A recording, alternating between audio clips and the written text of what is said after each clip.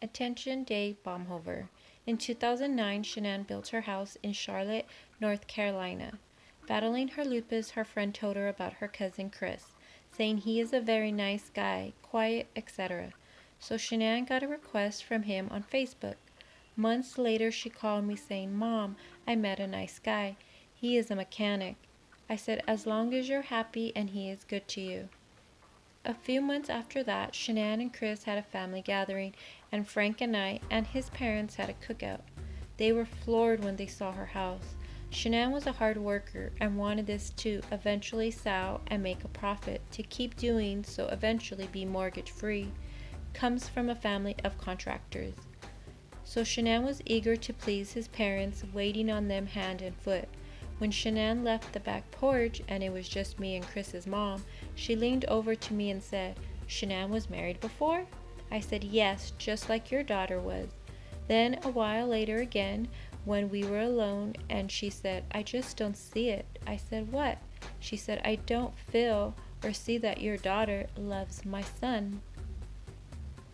I knew she was going to be a thorn in the marriage because my mother-in-law was the same way. So every time we had cookouts, his mom and sister were very quiet and distant. We weren't accepted. They made that known. So forward to the engagement party, Shanann and I shopped for food, wine, etc. Spent a lot. Jamie, Chris' sister, wanted all the invitations so she could help. So Shanann told me, "Mom, Jamie wants to help. Send out the invitations. What do you think? She is accepting me. I'm going to let her do it." So this mom and sister prepped food and cross-contaminated everything, so Shanann couldn't eat any of it. Gluten-free? Nothing. Everything was made with gluten. So thank God I made lots of food I brought at least my daughter could eat. So as the night went on, Shanann and I went in the bathroom and Shanann told me, "Mom, I had like 80 invites and only immediate family came." So Shanann called people the next day to learn that they never received an invite. Shanann was devastated. Shanann and Chris were upset, so they knew not to ask again. Then came the wedding. No one from his whole family came, just his grandmother and uncle. No mom, dad, sister, aunts, and cousins. No one came.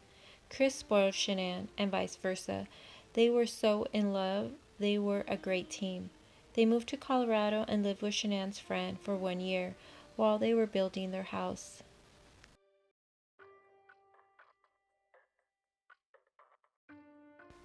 Everything was great. Shanann saw something on Chris's private parts that didn't look normal. They went to the doctors, cancer, so it was removed. She saved his life. Then Shanann got pregnant with Bella Marie. Everyone was so excited and happy. Shanann and Chris were wonderful parents. Chris and Shanann were working at the Ford dealership in Longmont. Shanann was selling cars. Chris was the head mechanic. A great team. Shanann was top sales. Then Bella came, so Shanann stopped working because of a high-risk pregnancy. She was a trooper through the whole thing. Both families seemed happy. Chris' sister never flew to Colorado at any time they were out there.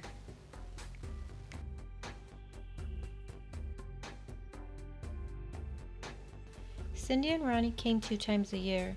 Shanann worked at Children's Hospital at nights and also sold 31 bags, travel bags, on the side. Everything was good. Shanann got pregnant with Celeste, and pregnancy was really rough on Shanann with her lupus. Very high risk pregnancy again, but only this one was worse for Shanann. Water weight gain, severe back pain, shortness of breath, pains in her chest, fatigue, exhaustion. My husband and I sold everything but our house and moved out to live with them, to help our daughter in every way we could. Frank and I had to work to pay our bills too. We were there for 15 months. Chris's mom came out to watch the girls for a few days while Shanann and Chris went on a business trip with Laval, her co, 4 nights and 5 days. During that time, we weren't allowed to see our grandchildren or even eat dinner with them. As soon as we got home, she brought them upstairs and stayed upstairs. She wouldn't let us hold them or anything. I found that very odd. One day I asked her why. She said, "What the hell am I here for then? She screamed in my face in front of my granddaughters and said that I was very controlling. I was just like, wow. I text Shanann over and over again, and she just said, relax, Mom. I'll take care of it when we get home. It was ridiculous. I never spoke to Chris's mom again. I had enough. After 15 months, I moved back home. It was hard to leave, but I felt it was for the best. It was hard to leave, but I felt it was for the best. Oh, she wrote that twice. I have been home now 17 months. Later, my whole family is dead. My beautiful daughter, my beautiful grandchildren, all dead. Everything seemed fine. Our daughter never spoke about anything bad. She did speak to us about bankruptcy, a lot of debt, with all the medical bills. Bella and Celeste were back and forth to doctors, misdiagnosed for 2 years. I told Shanann that they had asthma and that she needed to fire that doctors. One day, she went in and the PA was there and she diagnosed them with asthma. Finally, the girls were doing great. Other than earplugs put in and girls being very allergic to tree nuts, which would have caused them death.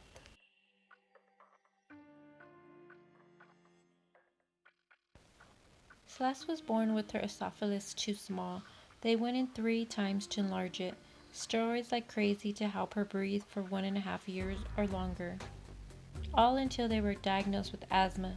Then Shanann with her neck surgery, which out of pocket $25,000 they owed. So that's why there was so much debt. I noticed that when we would FaceTime every night for 4 years straight, looking back starting late May 2018, when we FaceTime, Chris was putting the phone all over the room, ceiling, floor, etc. I said, Chris, are you alright? Then he would FaceTime normally. Before Shanann came to NC, Celeste had a rash in her private area and she went to get a face cloth and some cream. Chris had the phone. I said, Chris, let me see how bad it is, being that I am aide. So I still couldn't see, so I said, wait, let me move my screen because I couldn't see. He put it right on her privates. Oh, I was mad. Shanann wanted to come for 6 weeks this summer so she can introduce the girls to Chris's sister Jamie, who never met Celeste or Uncle Frankie, our son, before the year started back to school, dance classes, etc. It was the best time was now. We were thrilled. Shanann stayed the week here, then weekends with Chris's parents. The first weekend was great with Chris's dad and family. However, the following weekend was a different story. Saturday was rough for Shanann. She was protecting her children from peanuts in every form. Ice cream, a bowl full of nuts, and open razor blades just laying around the house. Shanann called her father, come pick me up now, please. Shanann said Cindy was trying to give the kids ice cream with peanut chips in it. Peanut chips. Shanann asked Cindy, what kind of ice cream is that? Cindy said, oh, relax, it's just ice cream. Shanann said, please let me read the ingredients. Cindy told my daughter that she was scary, so the girls walked outside to play with Jamie, Aunt Chris' sister. So after Shanann got done explaining to Cindy how dangerous peanut allergy is to the girls, Cindy ignoring Shanann went outside, Jamie walked in. So the girls walked back in, and as Shanann walked in the kitchen, noticed a large bowl of peanuts now sitting on the table that wasn't there 2 minutes before.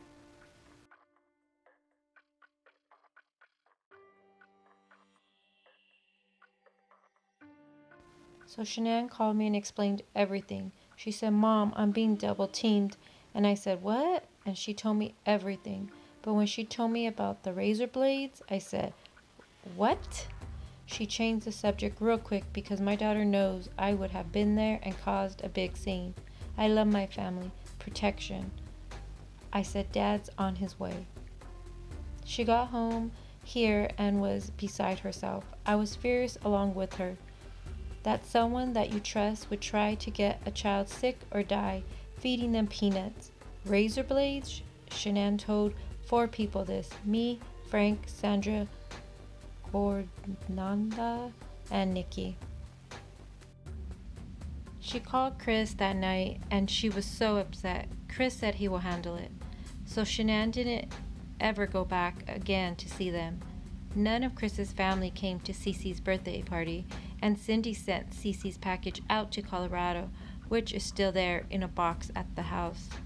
That's so sad.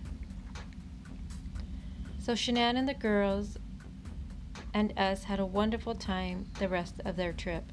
When Chris came here for his week here and Shanann 6 weeks here, Shanann picked him up at the airport with girls. They were so excited to see their dad that they set off the alarm. Running up to him, Chris spent the day with his parents and Shanann dropped him off at the nursing home to see his grandma. Shanann and the girls came back here. Chris was acting really weird to Shanann. He didn't have time to speak to her, and then he was going to stay because we had a storm with no street lights not working. So I think what she's talking about right there was Chris went to visit his family and then it was getting late and it was raining really bad, so he was just going to spend the night there. I think that's what she's talking about. Chris's dad brought him back here to our home. Shanann and Chris spoke on our back porch for a few hours about how he has been and the peanut stuff at his mom's house. Chris was distant to Shanann, okay with girls, with us. I think she meant to put Chris was distant to Shanann, okay with girls, and okay with us. Shanann was vomiting all night and Chris didn't get up to see how this was his wife. Wait, let's read that again. I think what she meant right there was that Chris didn't get up to check on his wife, because we know that Chris has said that he had given Shanann the oxy in hopes that she miscarried. So that's why he obviously wasn't going over there and trying to take care of her. They left for Myrtle Beach and Frank went with them for a couple of days. Being that it was our granddaughter's first time at the beach, Frank left them. I came a day and a half. The girls and I had a blast. Chris was very quiet, doing his own thing and ignoring Shanann. I said to my daughter, "Is everything okay?" She said, "Chris is Chris." So we were at the beach and we went to dinner and Chris drove Shanann and girls. No room, so I drove behind them. I was doing 83 miles an hour to catch up with them. And texting Shanann, "Why is he driving like that? Tell him to slow down. I am not in a race to go to dinner." At dinner, Chris left the table quite a few times, very silent. He was ignoring his kids and wife. Cece was being funny and he walked away again. I left next day and they came 2 days later. I asked Shanann to stay here with girls. She said Chris has good insurance for the girls. They went back home to Colorado. I'm devastated. P.S. The only reason Chris got fit was because diabetes runs high in his family and Shanann wanted him to live forever. Sandy Rzucek.